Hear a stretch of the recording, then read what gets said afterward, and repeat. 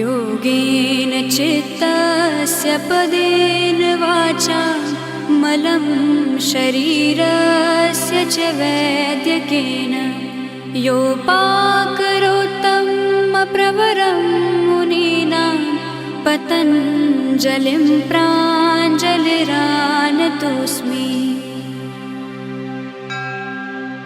योगेन चित्तस्य पदेन वाचा मलं शरीरस्य च वैद्यकेन योपाकरोत्तं प्रवरं मुनीनां पतञ्जलिं प्राञ्जलिरानतोऽस्मि।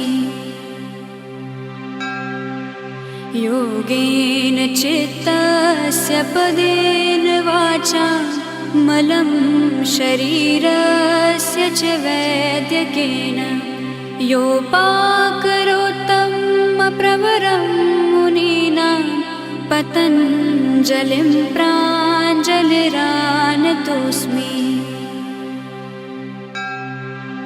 योगेन चित्तस्य पदेन वाचा मलं शरीरस्य च वैद्यकेन योपाकरोत्तं प्रवरं मुनीनां पतञ्जलिं प्राञ्जलिरानतोऽस्मि।